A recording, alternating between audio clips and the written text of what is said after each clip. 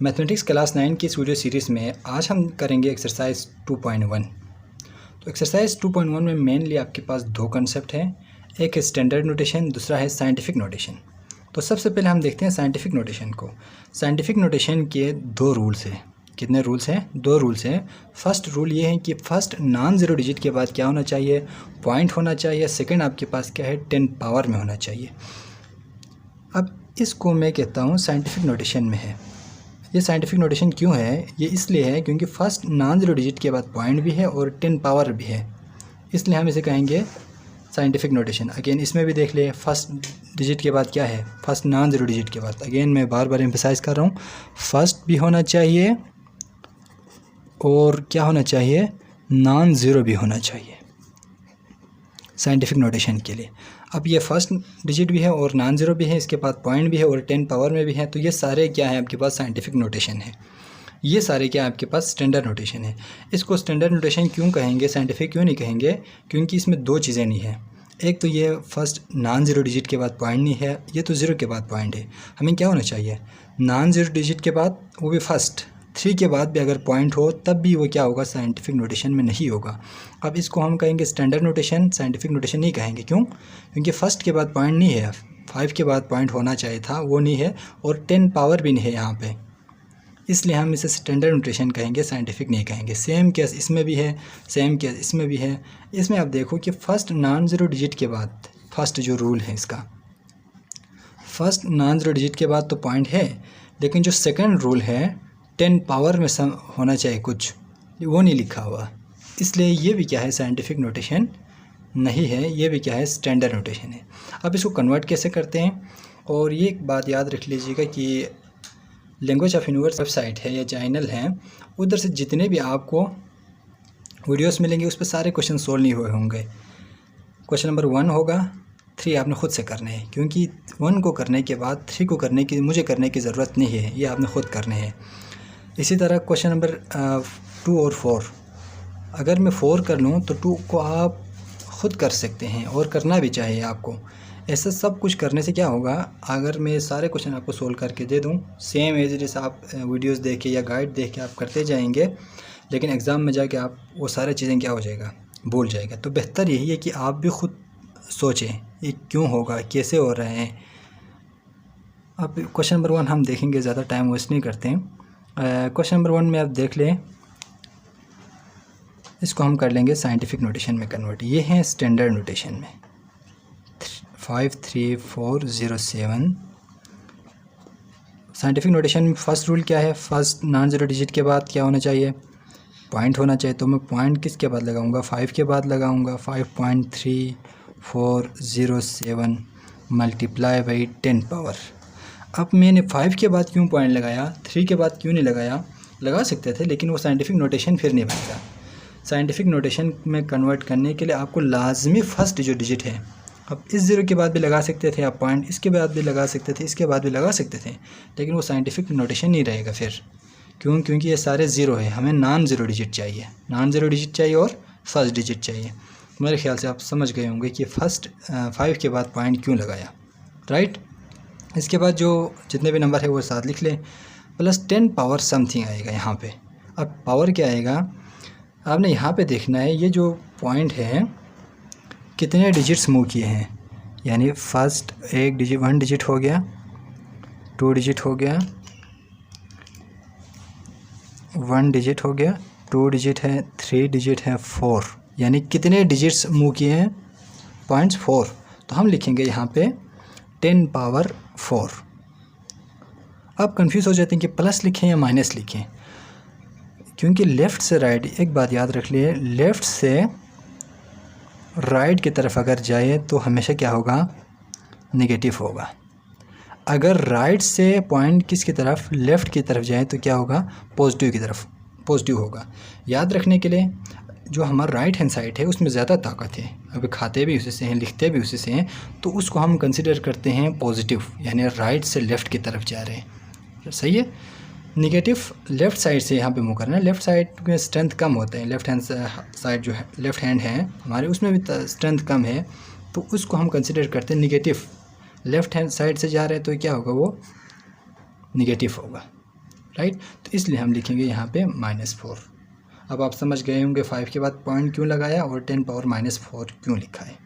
Same case आप question number part 3 में भी कर सकते हैं।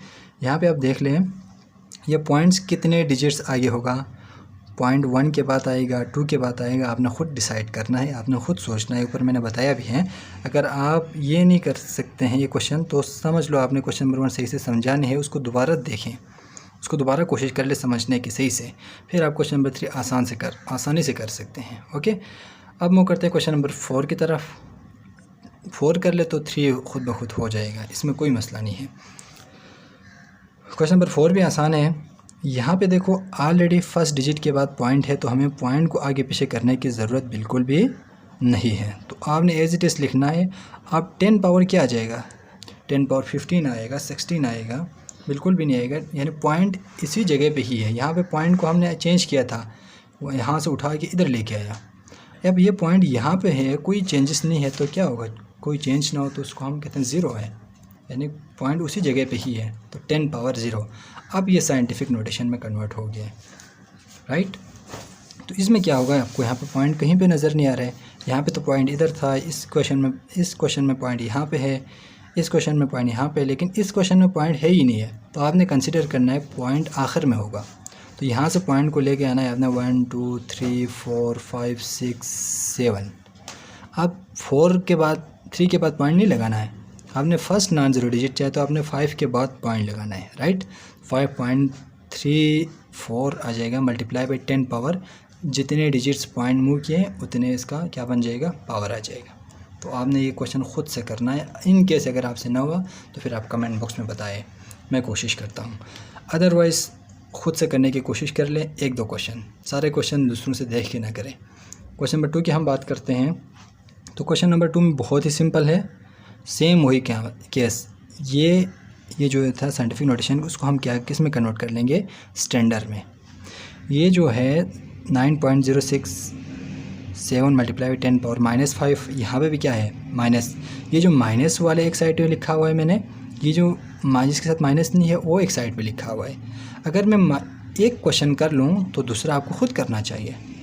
मैं क्वेश्चन नंबर यहाँ पे 3 कर रहा हूँ, ये ना हो कि सर क्वेश्चन नंबर हर वक्त क्वेश्चन नंबर 1 और 2 करता है, तो इसलिए मैं यहाँ मैं क्वेश्चन नंबर 3 कर रहा हूँ। इसमें आपने क्या करना है, 6.53 मल्टीप्लाई बाई 10 पावर -6 है ना। अब -6 है तो आपने ये जो पॉइंट है उसको लेके आना है, यहाँ पे 0 लगा के लेफ़्ट साइड पे लेके आना है।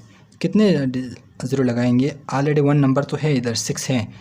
यहाँ पे कितने चाहिए था, 6 है, यहाँ पे भी 6 है। तो यहाँ पावर क्या है, 6 डिजिट चाहिए। तो हम मज़ीद कितना 0 चाहिए, मुझे 5 0 चाहिए, 1 2 3 4 5, और ये मैं 6 भी लगाऊंगा और 5 3, यानी 1 2 3 4 5। मैंने 0 क्यों लगाया, क्योंकि यहाँ पे क्या था, 6 था, उसने एक कम आपने क्या करना है, 0 लगाना है।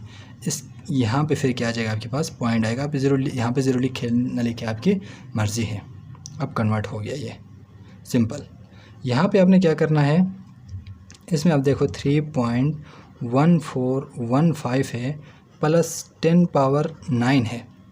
अब ये 10 पावर 9 है तो पॉइंट के बाद आपके पास कितने डिजिट्स होने चाहिए, 9 डिजिट्स होने चाहिए। तो 1 2 3 4 डिजिट्स तो ऑलरेडी है, तो मज़ीद आपको कितने चाहिए, यहाँ पे 9 है ना, तो मज़ीद आपको 5 डिजिट चाहिए।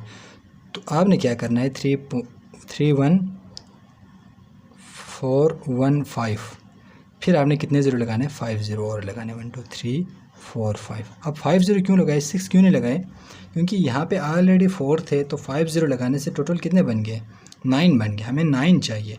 अब इसको अगर मैं दोबारा कन्वर्ट कर लूँ साइंटिफिक नोटेशन में तो आंसर ये आना चाहिए। अब देखो पॉइंट यहाँ पे होगा 1 2 3 4 5 6 7 8 9, राइट। इसको सोल्व करने से अगेन ये आना चाहिए।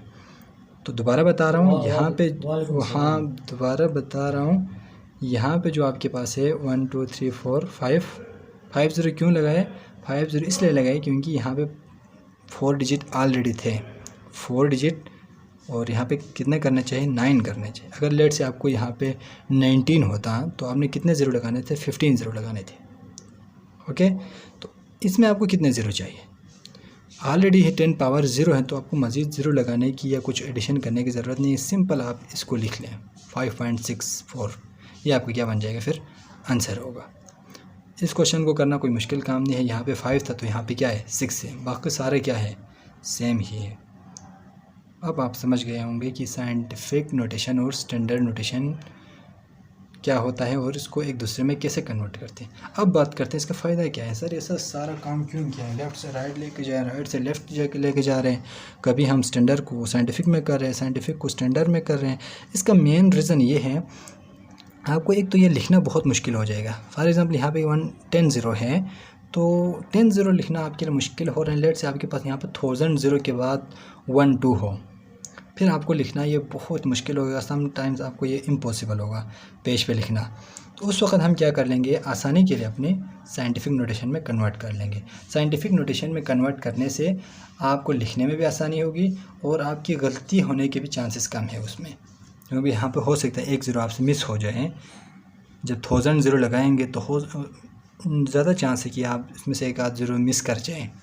तो साइंटिफिक नोटेशन में लिखने से आपको उस तरह की गलती के चांसेस कम होंगे, राइट।